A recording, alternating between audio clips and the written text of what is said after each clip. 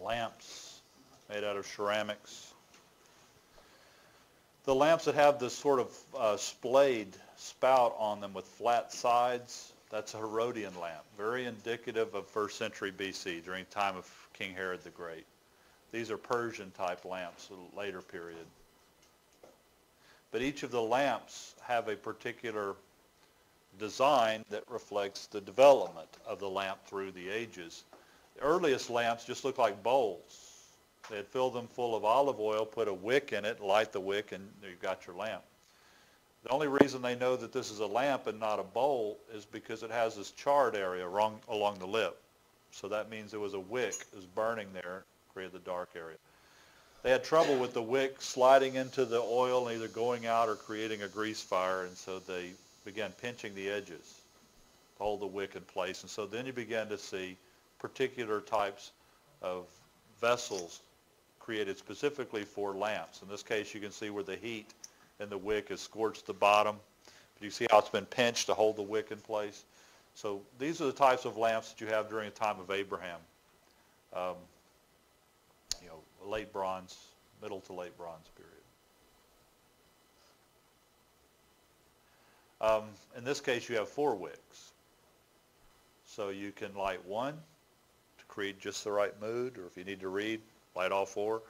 It's like a dimmer switch from 1 candle power to 4 candle power.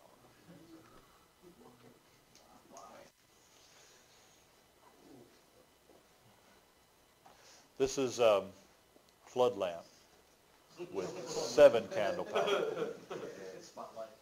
7's a biblical number, so that'll work. By the time of King David, as you move into Iron Age lamps, you can see the sides are being pinched in. Eventually they'll connect.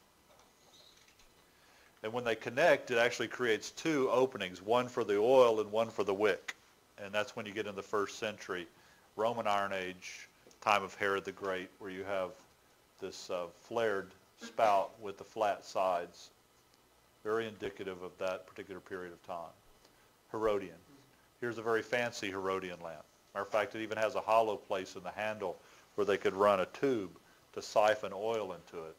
I've been told it's what they call a Shabbat lamp because they're trying to solve the problem of the Shabbat where you couldn't work on the Sabbath, but you were supposed to read the Torah. So if you're reading the Torah and your lamp runs out of oil, you see the dilemma.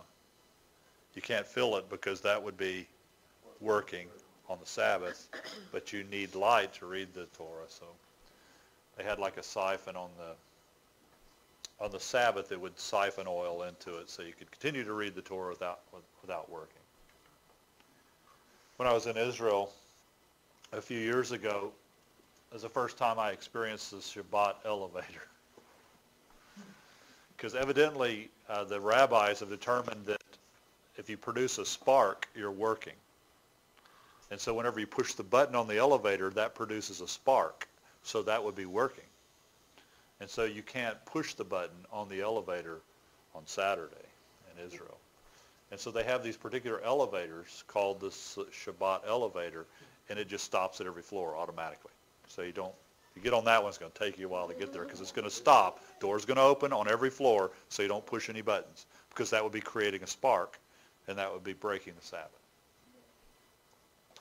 Very crude Herodian lamp.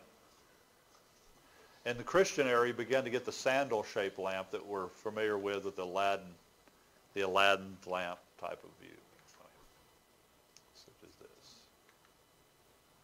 So we can see the development. Each lamp style represents a distinct period of time.